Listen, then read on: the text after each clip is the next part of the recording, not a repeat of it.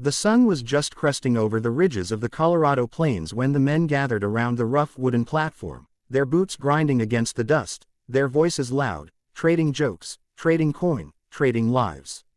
The auctioneer's hat tilted low, his voice sharp as he called out numbers, selling off women as if they were cattle. Most were thin, bruised, their eyes hollow, but then there was her, a tiny girl wrapped in a ragged blanket, her cries piercing the early morning air. She had been born only hours before, still streaked with blood, her breaths shallow but alive. No mother stepped forward to claim her, no hand lifted to comfort her. She was carried by a midwife who looked more ashamed than tender, and the crowd jeered at the sight of something so small, so helpless, being placed on the block like an animal. The auctioneer laughed bitterly. "She's fresh to this earth, gentlemen.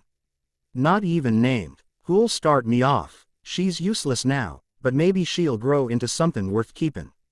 The crowd chuckled, tossing out cruel remarks, offering coins out of mockery rather than interest. A baby was no use to men who worked the range or ran saloons. To most, she was just another burden, another mouth to feed in a land already hard enough. But at the edge of the crowd stood a man apart, silent, his weathered face shadowed beneath the brim of a wide hat. He was broad-shouldered, tall, his coat dusty from the long ride into town, his boots caked with earth.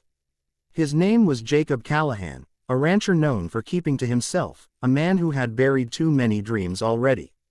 He had lost a wife to fever, and the child she carried with her. Since then, the big house he'd built on his land stood quiet, the rooms hollow, the fields echoing with nothing but the lowing of cattle and the creak of fence posts. Jacob's heart clenched as the tiny cry cut through the mockery. He hadn't planned on bidding, hadn't planned on buying anything at all. But in that moment, he saw something more than a burden. He saw a chance to give life where there had only been loss. While others laughed, he stepped forward, his boots heavy against the wood. "I'll take her," he said, his voice firm, steady. The auctioneer blinked, startled, then smirked. "Well now, ain't that something? The rancher wants himself a babe. What'll you give?" Jacob held out a handful of silver, enough to hush the jeers. With a gavel's crack, the child was his. The midwife, relieved, placed the bundle in his arms. Jacob looked down at her tiny face, streaked with red, her eyes squeezed shut, fists trembling. She was fragile, a scrap of humanity, but alive. "You're safe now," he murmured, words he hadn't spoken in years. With care, he tucked her against his chest, turned from the gawking crowd, and mounted his horse. The ride back was long, the plains stretching wide under the burning sky, but Jacob rode steady, keeping the child close, whispering promises into the wind that no one else would ever hear.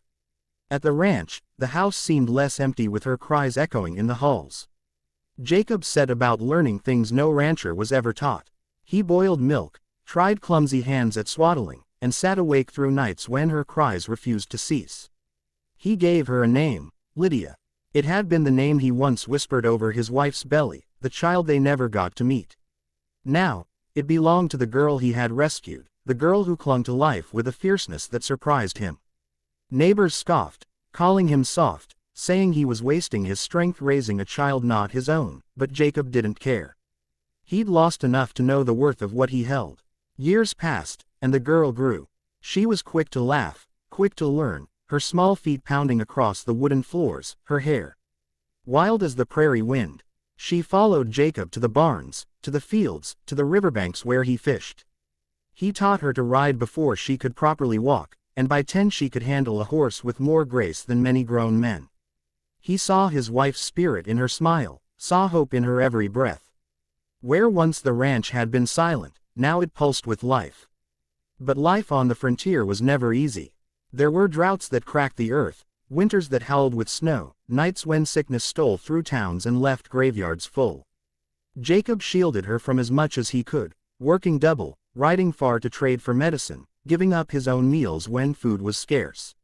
Lydia noticed, though, she saw the lines deepening on his face, the roughness of his hands, the exhaustion in his eyes. She was no ordinary girl. She carried a strength born from survival, from knowing that she had been given life when the world tried to discard her. By the time she was 16, Lydia had become the heart of the ranch. She cooked, she mended, She rode beside Jacob during roundups, her laughter carrying across the fields. Men in town noticed her beauty, but she carried herself with a fierceness that kept most at bay.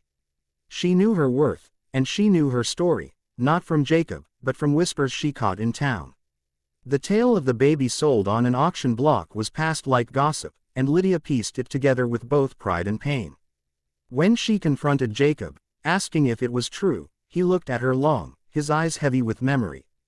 "Yes," he said quietly. "But you weren't sold to be used. You were bought to be loved." She wept then, not from shame, but from the weight of knowing how much he had chosen her. Their bond deepened, not by blood, but by choice, by sacrifice, by the unspoken promise that family is built, not merely born.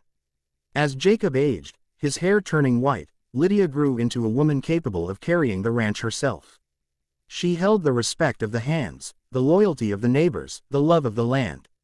And when Jacob's time came, when his breaths grew shallow and the fire of his life dimmed, he rested knowing he had done what he set out to do, that the child who was once unwanted was now the very reason his legacy lived on. Lydia buried him on the hill overlooking the ranch, the same hill where he had once stood alone, staring into the emptiness of loss. Now, she stood with tears in her eyes but strength in her chest, the ranch alive behind her, the sun rising over the plains. She whispered to the wind, to him, to herself, "You gave me life when no one else would. I'll keep it alive for both of us." And so she did. The ranch thrived under her hand, the cattle strong, the fields wide, the house filled with laughter from children of her own one day.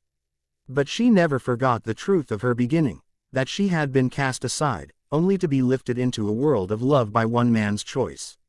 And when her children asked why their grandfather had no blood between them, Lydia smiled through tears and said, "Because sometimes, love is stronger than blood. He saved me when I was nothing, and because of him, I became everything."